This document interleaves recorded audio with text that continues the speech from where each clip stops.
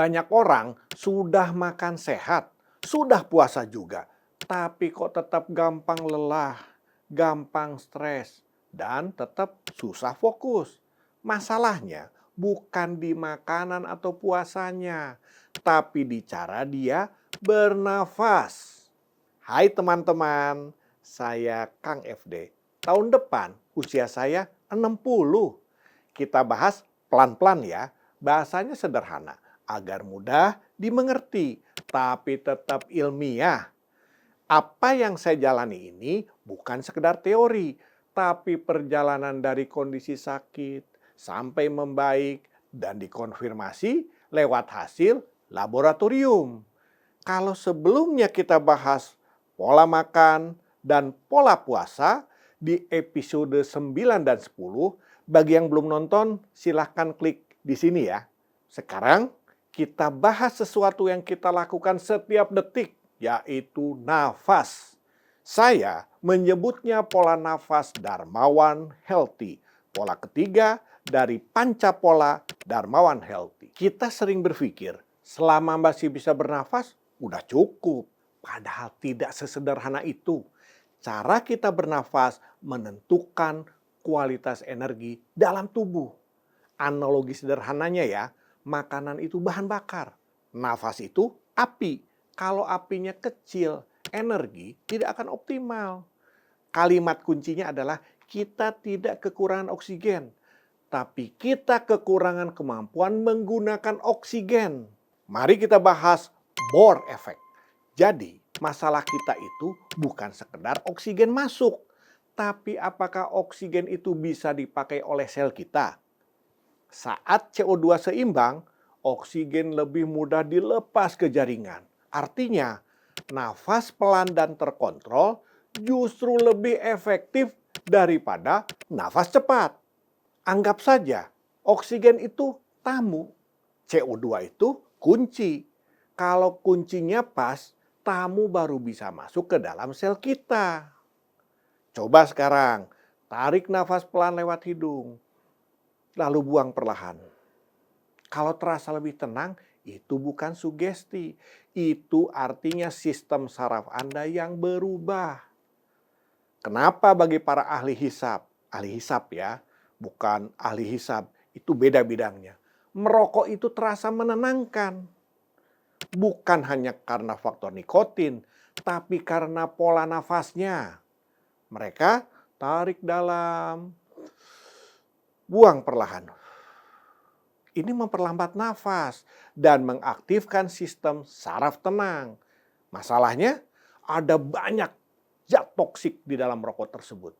Solusinya, ambil pola nafasnya aja, yaitu pelan dan dalam, tapi tanpa racunnya. Mas Aderai udah beberapa kali bahas tentang hal ini. Teknik utama pola nafas yaitu nafas simetris. Tarik kurang lebih 5 detik.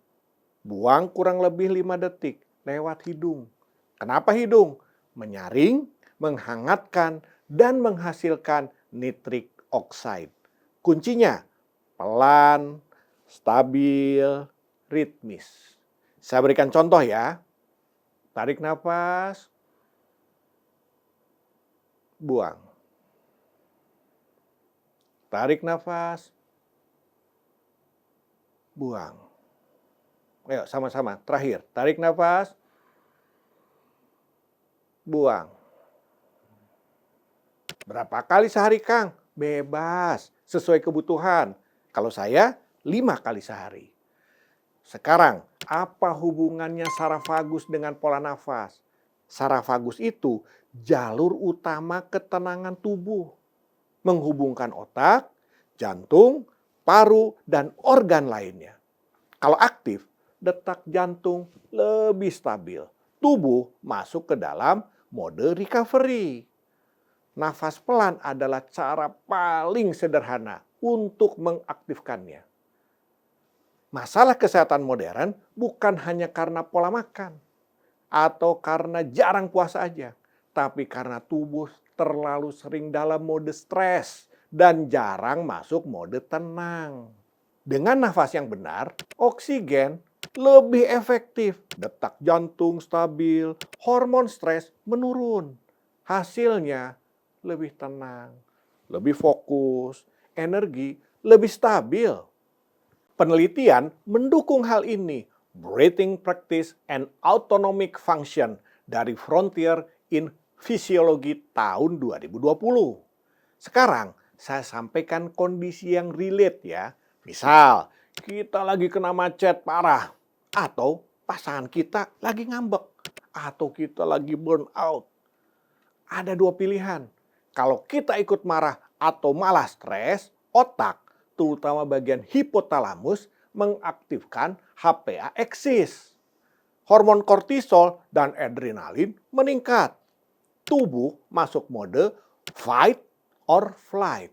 Di kondisi ini, tubuh mengira kita sedang butuh energi cepat, sehingga liver meningkatkan produksi glukosa melalui gluconeogenesis atau yang kerap disebut GNG, penciptaan gula darah baru dan glikogenolisis. Akibatnya, gula darah bisa naik walaupun kita nggak makan atau minum apapun. Solusinya bukan sekedar menahan emosi, tapi mengubah sinyal ke dalam tubuh. Kita tarik nafas perlahan dan dalam. Misalnya, 5 detik tarik, 5 detik hembuskan. Lakukan berulang karena akan mengaktifkan saraf vagus dan menggeser sistem dari simpatik menjadi parasimpatik atau rest and digest. Dampaknya apa? Produksi kortisol akan menurun. Tubuh akan lebih rileks. Gula darah lebih stabil. Boleh tambahkan doa sesuai keyakinan masing-masing. Ini akan membantu menurunkan persepsi stres, mendukung keseimbangan neurotransmitter. Kemudian hormon serotonin dan dopamin akan meningkat secara bertahap. Menarik kan? Saya lanjutkan mengenai teknik tambahan, yaitu triangle breathing. Caranya tarik nafas, tahan, buang nafas. Lalu kemudian box breathing. Tarik nafas, tahan, buang, tahan. Semuanya lewat hidung ya. Teknik ini digunakan oleh para atlet, bahkan militer. Tapi untuk dasar teman-teman semua, nafas simetris tadi sudah cukup kuat. Sebagai referensi tambahan, James Nestor dalam bukunya Breath, The New Science of Lost Art. Intinya sederhana, bernafaslah lebih lambat, membuat tubuh lebih efisien, lebih tenang, dan lebih tahan terhadap stres. Sehingga harapan usia menjadi lebih panjang. Di Dharma One Healthy, pola nafas memperkuat pola makan, pola puasa, pola gerak, dan pola istirahat. Tanpa ini, hasilnya tidak maksimal. Sebagai penutup, masalahnya kita sibuk memperbaiki makanan dan intermittent fastingnya, tapi lupa memperbaiki nafas. Akibatnya, energi kurang optimal, tubuh mudah lelah, pikiran mudah stres. Solusinya sederhana, perbaiki pola nafas mulai dari 5 menit sehari, tarik 5 detik, buang 5 detik. Lakukan dengan sadar dan konsisten. Sampai bertemu lagi di episode berikutnya, episode 12, pola gerak ala Dharmawan Healthy. Semoga bermanfaat dalam membantu perjalanan sehat kita semua. Saya Freddy Darmawan.